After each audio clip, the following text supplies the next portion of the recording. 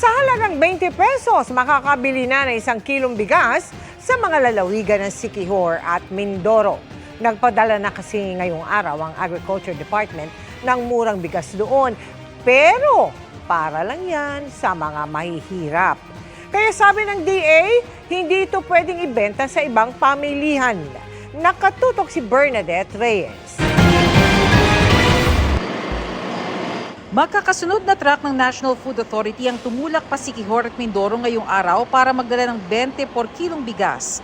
Pagkakataon raw ito para mailipat ang bigas mula sa mga bodega na sobra-sobra ang supply sa mga lugar na mataas ang poverty incidence o kahirapan tulad sa Siquijor. Sa ngayon, 34 na kadiwa na ang nagbebenta ng benteng bigas, bukod pa sa mahigit 30 lugar sa Cebu sa pangangasiwa ng local government units.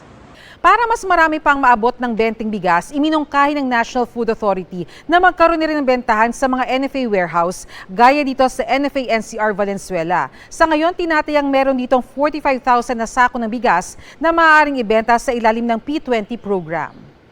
Pero kailan nga ba nito maaabot ang ibang sektor bukod sa mga miyembro ng 4Ps, senior citizen, solo parents at PWDs? Sabi ng Department of Agriculture, hindi talaga para sa lahat ang benteng bigas. Ayaw ni Secretary na lahat, especially yung mayaman, makabili ng 20 pesos. After ng vulnerable groups na dyan yung talaga nasa lower bracket, lower income bracket hanggang sa mga susunod, pinapag-aralan. Kadami at yung sinabi ni Admin Larry, masusustain natin beyond December. Sa taya ng NFA, maaaring magpatuloy ang programa ng lagpas pa sa Disyembre kung tuloy-tuloy na makakalabas ang bigas mula sa mga bodega. Maiiwasan din ito ang pagbagsak ng presyo ng palay na binibili na lang ng traders sa ibang magsasaka ng 12 pesos per kilo. Ito talaga yung inaasam-asam natin, yung mag-continue talaga yung pagbili ng palay to sustain the P20 program. At yung pinaka-ideal dito kasi talaga ay yung ma-reach natin yung stage where we can freely move stocks on a regular basis, like monthly basis, so that pampasok ng palay, regular din pumapasok. Hoping na namin tayo i-release na aging stocks in the future. Magawasan din yung operational cost of yung pumilisan. Mabilisan dapat ang Para sa GMA Integrated News, Bernadette Reyes, nakatutok 24 oras. Humarap sa preliminary investigation ng Department of Justice ang inarestong si Gong Wen Lee alias Kelly Tan Lim, isa sa mga suspect at huling nakasama ni Anson Tan o Anson Ke bago ito dukutin at patayin.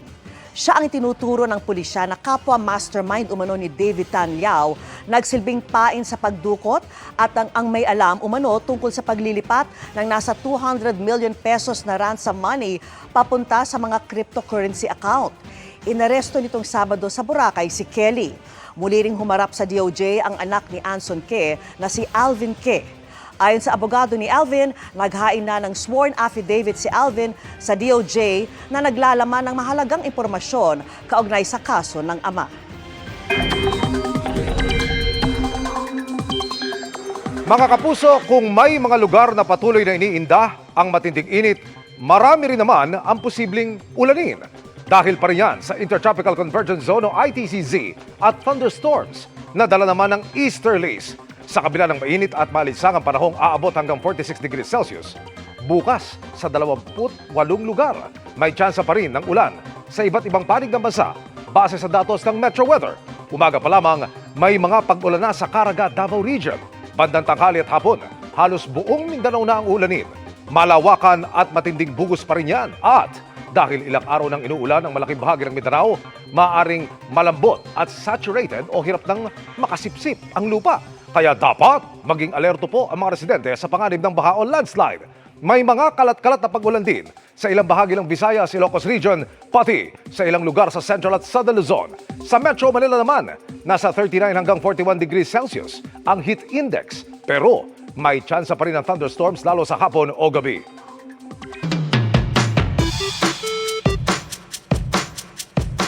Magandang gabi mga kapuso. Ako po ang inyong Kuya Kim na magbibigay sa inyo ng trivia sa likod ng mga trending na balita. Sa pag-asang masalba ang kumukonting bilang ng ating pambansang ibon, ang Philippine Eagle. Dalawa sa mga ito ang nire-introduce o pinakawalan sa kagubatan ng Leyte. Kilalanin natin ang mga ibong ito. Ang mayayabong at luntiang kagubatan ng probinsya ng Leyte ang siya na ngayon tahanan ng dalawang Philippine Eagle na ito na pinakawalan kamakailan ng PEF o Philippine Eagle Foundation.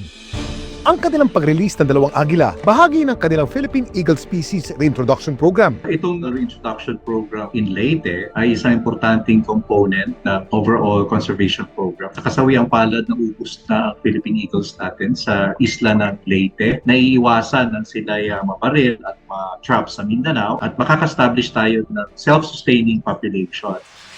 Ang unang pinakawalan, si Kalatungan 1, isang lalaking agila.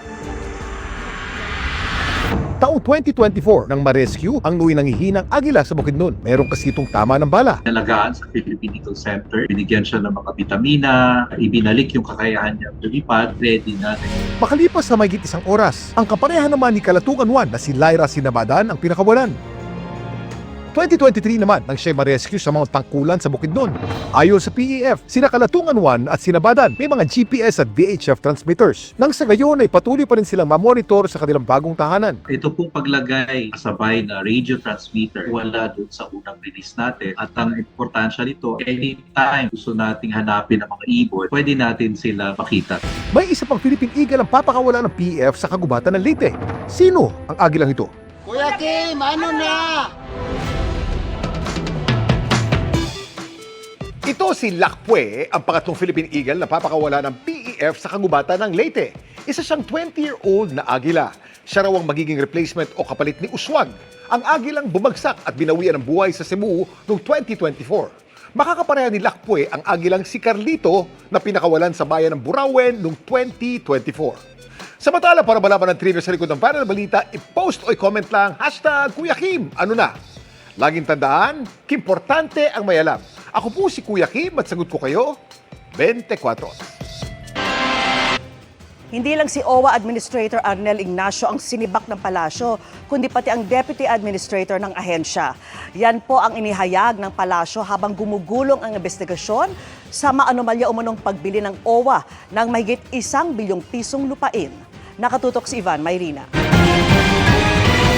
Pareho po silang tinanggal, hindi po sila pinag-resign. Yan ang sinapit ni OWA Deputy Administrator Emma Sinclair ayon mismo sa palasyo. Katulad daw na ipinataw sa tagapamuno ng ahensya na si Arnel Ignacio na ngayon patuloy na iniimbestigahan.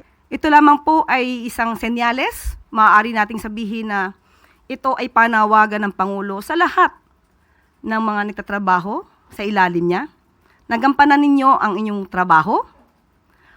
Huwag tanggalin ang pangluloko o lokohan sa inyong pagtatrabaho dahil hindi po mangingimang Pangulong tanggalin kayo sa pwesto. Sinubukan namin hinga ng pahayag si Deputy Administrator Sinclair sa pamamagitan ng kanyang nakalistang numero at email address sa OWA pero wala kaming natanggap na tugon. Ay kay Migrant Worker Secretary Hans Kakdak, maliban sa pagkakatagal sa OWA ay naghahanda na sila maghain ng mga reklamo kaugnay ng maanomalya umanong pagbili ng OWA ng lupain sa halagang 1.4 billion pesos nang hindi dumadaan sa Board of Trustees. Questionable anya, maging dahilan ng pagbili ng nasabing lupa. Humihiling pa ng dagdag na panahon si Kakdak para tapusin ang kanilang investigasyon na unang natuklasan kasunod ng pag-ikot ay isang white paper sa OWA. Nagpaliwanag na raw sa kanila si Ignacio kung bakit hindi ipinaalam sa board ang transaksyon at kung paanong naipalabas ang ganong kalaking halaga nang hindi dumadaan sa board. Pero kung si Kakdak ang tatanungin, kulang daw ang paliwanag ni Ignacio kaya niya ito inireport sa Pangulo na agad namang ipinag-utos ang pagsibak sa dating administrador.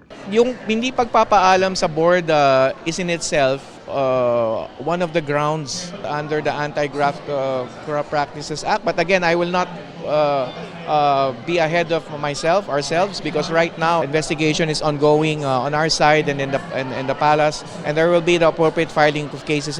Hindi pa malinaw sa ngayon kung mababawi pa ang ipinambiling 1.4 billion pesos at kung ano ang mangyayari sa biniling lupain ng OWA. Patuloy naming hinihinga ng pahayag si Ignacio pero nauna na niyang sinabi sa GMA Integrated News na magsasalita siya sa tamang panahon. Para sa GMA Integrated News, Ivan Mayrina, nakatutok, 24 oras. Handa raw si Pangulong Bongbong Marcos na umupo sa Bicameral Conference Committee sa pagbalangkas nito ng national budget para sa susunod na taon. Yan ay kahit paggawaing legislatibo ang BICAM. Ang ilang senador na uupo sa ika-20 Kongreso, hati ang reaksyon dito. Nakatutok si Mav Gonzalez. Kung kailangan, uupo raw mismo si Pangulong Bongbong Marcos sa Bicameral Conference Committee na babalangkas ng 2026 national budget. Sabi ni Budget Secretary Amina Pangandaman, Enero pa lang may mga bili na ang Pangulo para sa 2026 budget.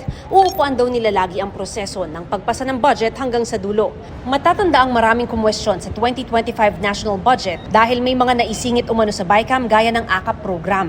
Sa Budget BICAM, piling mga mambabatas at staff lang ang pribadong nag-uusap para pag-isahin ang bersyon ng Senado at Kamara. Suportado ni Senator-elect Ping Lacson ang posibleng pagsama ng Pangulo sa BICAM deliberations, basta't mag-oobserba lang siya at hindi makikialam. Malinaw na hudyat daw ito laban sa anumang kalokohan sa budget process. Hindi base sa kagustuhan lang ng ilang individual, kundi dapat alinsunod sa polisiya ng administrasyon. Itinutulak ni Lacson ang transparency sa proseso ng pagbuo ng budget, kabilang ang pagpayag sa publiko at sa media na umupo sa gallery sa deliberasyon ng BICAM. Ang nangyayari raw kasi, puro bulungan at umabot sa puntong may blanco na ang BICAM report. Pero nagbabala si Senador Risa Hontiveros na posibleng magkaroon ng problema kapag ipinilit ng Pangulo na personal na bantayan ng budget BICAM. Wala na raw kasing papel ang ehekutibo sa budget deliberations kapag naipasa na nila sa Kongreso ang National Expenditure Program. Kahit willing si Presidente, he cannot. He should not. Hindi pinapayagan niya ng konstitusyon. The power of the purse is wielded by Congress. Walang papel ang Presidente bilang observer sa BICAM. Pag ipinilit yan, baka magkaroon pa sila ng problema. Baka kasuhan sila. Sabi ni Ontiveros, kung may mga hindi sinasang-ayunan ang Pangulo sa panukalang 2026 national budget na ipapasa ng Kongreso, pwede naman niyang i-veto ito. Sa Lunes, inaasahang magpupulong ang Development Budget Coordination Committee o DBCC para isapinal ang magiging budget ceiling sa 2026. Para sa GMA Integrated News, Mav Gonzalez, nakatutok, 24 oras.